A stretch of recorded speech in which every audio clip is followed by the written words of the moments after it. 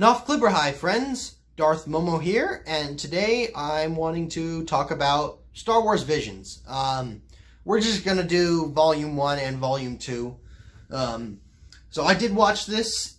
It's been a while though. So Visions first volume came out in, I think, September of 2021. And initially I did think about watching it, but I was going through my wisdom tooth surgery at that time, and I was in a lot of pain, a lot of nausea, and anime is not something I really care for. I don't really like the style. Sometimes it gives me headaches or gives me a little nauseous.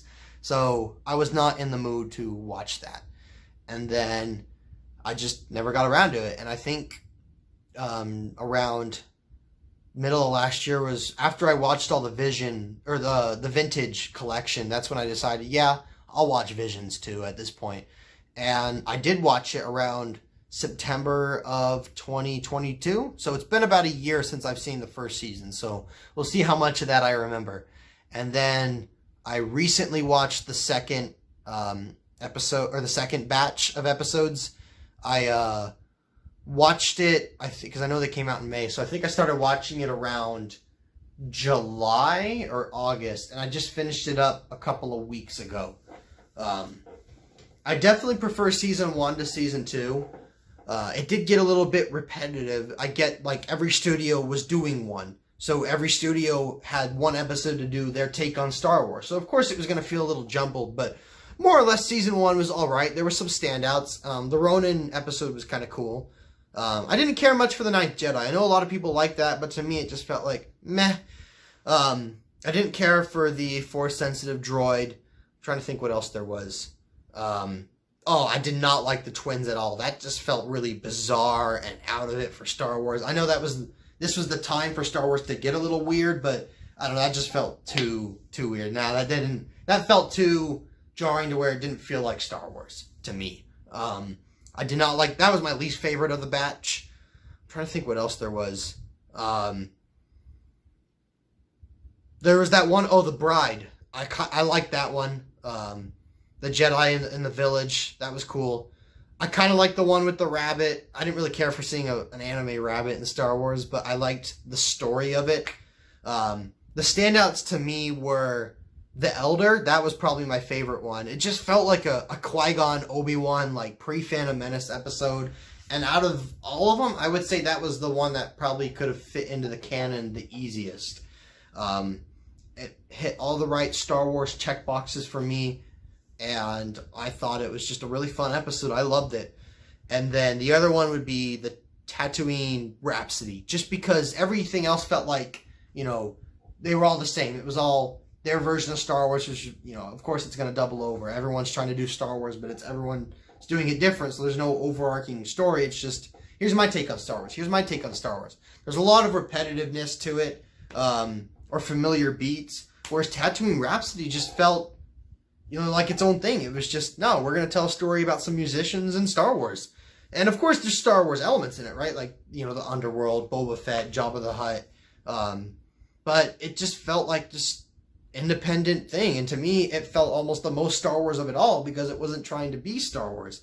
And I think there's this balance you have to have. If you're trying too hard to be like Star Wars, it's not going to feel like Star Wars. You almost have to try to not feel like Star Wars with a little healthy dose of Star Wars in there to make it feel like Star Wars. And I thought Tatooine Rhapsody really hit the beat on that. And to me, that felt the most Star Wars out of all of them. And I really enjoyed it. And those were my standouts from Season 1. I'd give Season 1 probably a 7 out of 10. Season 2 was more or less forgettable to me. I kind of liked the one with the Inquisitor. That was okay. I kind of like the Aardman one. I like Aardman animation. I like Wallace and Gromit. And that felt, different too. Like, it felt like it wasn't entirely Star Wars. So that was kind of cool. I'm trying to think what else was in there in Season 2. I know I'm going to think about it later and be like, oh, shoot, I remember that one. And I don't know, Season 2 more or less felt forgettable to me. I think there was one, I kind of like the one with the pit. That was kind of cool. It felt like a unique story. It had a good moral there too, and I really liked that aspect of it. I think there was one other one. I can't remember it off the top of my head now, but I think there was one other one that I was like, yeah, it was all right. But overall, season 2 felt more or less forgettable to me. As you can see, you know, I saw season 1 over a year ago, and I can remember almost all of that, whereas season 2 I saw a couple of months ago, and I hardly remember that. So season 2 I'd probably give a 5 out of 10.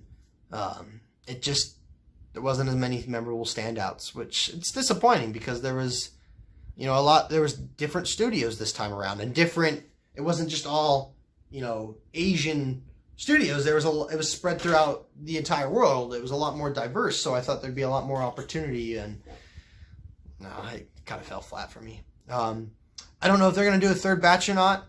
I'm on the fence. Like, if they do it, I'll watch it, but I'm not asking for it. I'm not begging for it. I would be completely okay if they didn't do any more.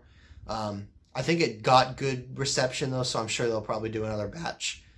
But I like that it's not canon, and I like that it's just an opportunity for people to get weird and creative and unique with Star Wars. So in that perspective, I do like it. But I think overall I'd give Visions probably a 6 out of 10 when you combine both seasons. Oh, the other one, I do remember it. The one with the girl who ended up kind of going to the dark side. I thought that was an interesting concept. This girl who was basically preyed upon and looking to become, you know, take her first steps into a larger world, but it ended up being the dark side. And that I thought was interesting, especially the way they went about it with her friends and how terrified they clearly were. That was kind of cool. So yeah, I'd probably give season 2 you know what, I'd give it a 5.5 out of 10. So I'd probably give the show overall a 6.5 out of 10. But anyway, those are my thoughts on Visions. So thank you for joining into my rapid rewatch review series. I know I'm just going to spam everybody's subscription feed with all these, but that's because I wanted to get to Ahsoka, and I wanted to be caught up to talk about Ahsoka. I've talked about everything before 2021, so now I want to talk about everything coming up. I want to get back into doing reviews, maybe not weekly, probably season reviews, but thank you guys for joining in. I appreciate your support. I know the channel's been around for a while, and I've gone on some long hiatuses with a little bit of dipping my toes back in over the last few years, but I appreciate those who stick around. It means a lot. It's fun to occasionally do this YouTube, and I thank you guys for the long time support. So with that being said, thank you guys for joining in. Darth Momo out, and may the Force be with you, always. Thanks for watching. Please subscribe to the channel. If you liked the video, comment down below and hit that like button. Oh, and check out some of my other videos. I'm sure you'll find them in the light.